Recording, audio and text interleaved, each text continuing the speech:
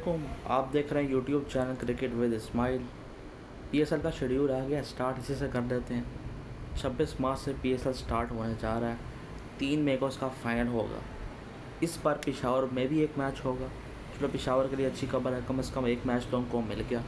National T20 भी वहाँ पर हो ही रहा है। ठीक ठाक अच्छा स्टेडियम एक बना लिया हुआ है और मैचेस होने चाहिए, पर आगे चलकर जो सीजन आएंगे उसमें हो सकता है मैचेस की तादाद बढ़ती जाए।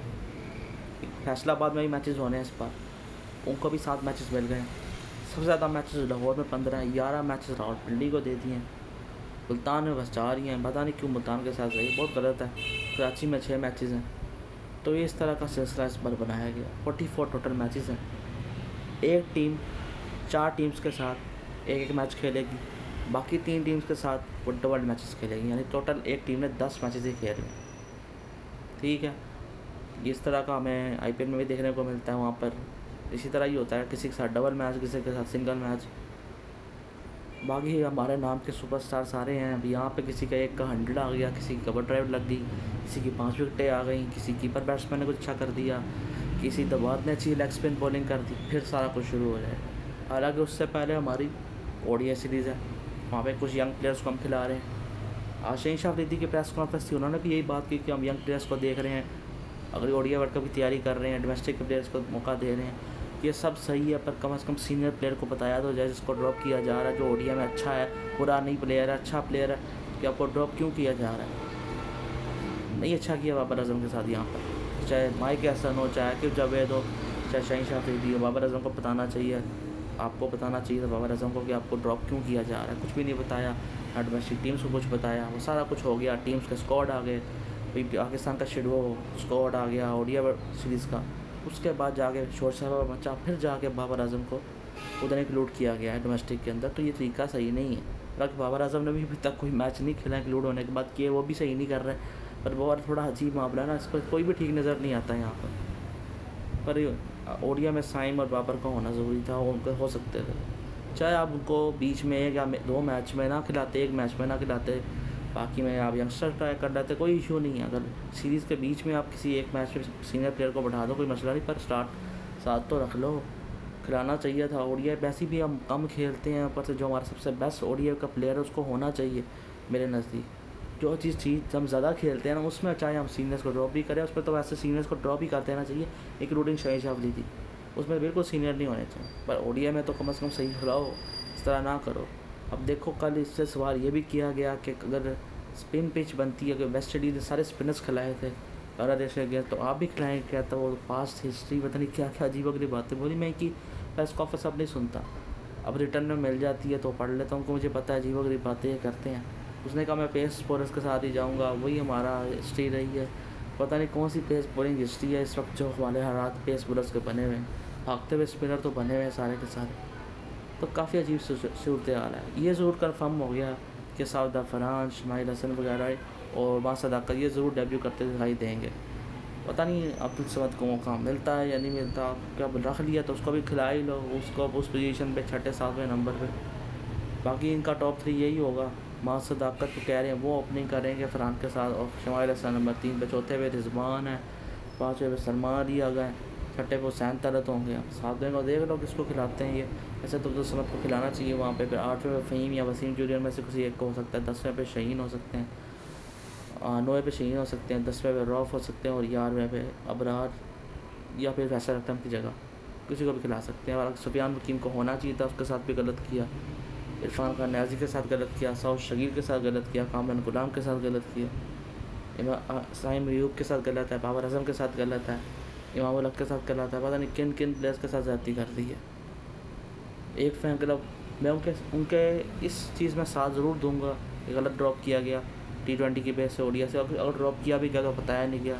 मगर अगर वो ये कहें कि पाकिस्तान टीम हार जाए क्योंकि हमारा फेवरेट नहीं खेल रहा, इस चीज़ में मैं उनके साथ नहीं हूँ। और जो अगर पाकिस्तान टीम ये सीरीज़ हारती है, वो तानेबाजी करेंगे कि हमारे फेवरेट नहीं था तो कौन सी सीरीज़ जीत ली। तो उनसे सवाल फिर ये है, जब वो खेल रहा होता है तब हम हार रहे होते हैं, तब आप कहाँ गायब हो जाते हो, फिर आप डिफेंडिंग के बहाने ढूंढ रहे होते हैं, दूसरों पर डाल रहे होते। तो ये चीज़ें मत करो। बस इस चीज़ में तुम्हारे साथ में हूँ फैन क्लब वालों, कि बाबर आजम को गलत ड्रॉप किया गया। अब मैंने नाम भी ले लिया, गलत ड्रॉप किया गया बाबर आजम को, उसको ODI स्क्वाड में आना चाहिए। पर तो इस तरह के तमाशों में तुम्हारे साथ नहीं हूँ मैं। कि तानेबाजी की जाए कौन सी सीरीज़ जीतती है। वेस्ट इंडीज़ वाली ओडीआई सीरीज़ में वो था 100 भी नहीं बना सके। ये ना यंगस्टर्स को टाना दे रहे थे ना कि 100 नहीं बना, उसके होते हुए नहीं बना था। तो सारा कुछ चल रहा है, जलील हम उसके साथ भी हो रहे हैं, उसके बगैर भी हो रहे हैं।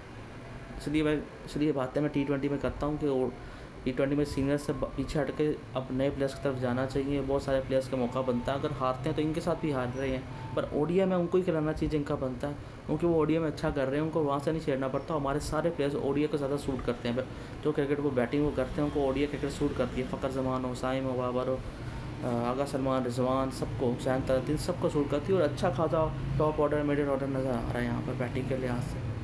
ठीक है, थोड़ा बहुत इशू ज़रूर है, पर फिर भी ओडीआई कितनी बेहतर नज़र आती है। शहीन शाह अफरीदी की अपनी कोई परफॉर्मेंस नहीं है, पर अब कप्तान बनाया गया तो हटवाना भी नहीं बनता, उसको पूरा रन देना चाहिए। ओडीआई वर्ल्ड कप में भी कप्तान हो, कोई तमाशा बीच में ना हो। माइक हैसन भी रहे, 2028 तक तो रहे ना। इतनी आसान से ठीक नहीं हो सकते पाकिस्तान क्रिकेट, पर कोशिश भी तो करनी चाहिए, वो भी की जा रही। वही घूम फिर के प्लेयर्स वापस आते हैं, उनको खिलाया जाता है। अगर ड्रॉप कर भी दिया जाता है तो फिर वापसी हो जाती है। मुझे लगता है अगले ओडीआई सीरीज में बाबर आजम जब भी वो होगी, काफ़ी दूर है, वापस आ जाएंगे बाबर आजम और मसीह यंग प्लेयर्स को, फिर से किसी को फारिग कर दिया जाएगा, फिर किसी न किसी के साथ ज़्यादती की जाएगी। बाकी बेस्ट ऑफ लक है शमाइल हसन, माह सदाकत को, साद अफरान को। और अगर अब्दुलसमद खेलते हैं, उनके लिए पहला ओडीआई का डेब्यू है, तो अच्छा करें तो बहुत अच्छा रहेगा। इस कंडीशन आपको पता है बांग्लादेश स्पिनर्स को मदद मिलती है, इतना आसान नहीं होता बैटिंग करना।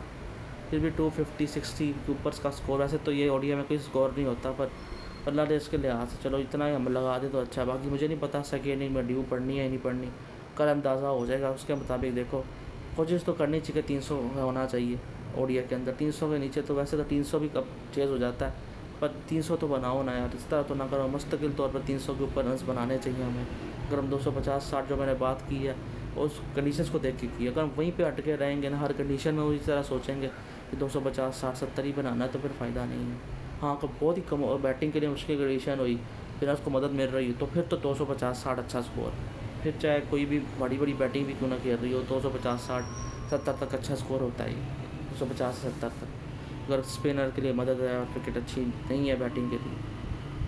बाकी देखो फिर क्या होता है, कौन टॉस जीता, क्या करें हम। पहले से बस पहले बैटिंग कर लें, थोड़ा टारगेट सेट करने वाला मामला भी देखें, अच्छा टारगेट करके दें। वैसे चेज़ में तो इतने अच्छे हैं नहीं कि वहाँ पे हम कुछ करते हैं। वैसे भी बहुत सारे मेन प्लेयर्स फ़खर जमान, साइम, बाबर नहीं है, क्योंकि ओडीआई में अच्छा करते आ रहे हैं, तो इसलिए मुझे दुख है। ओडीआई में वो अच्छे हैं, ओडीआई में उनको नहीं निकालना चाहिए।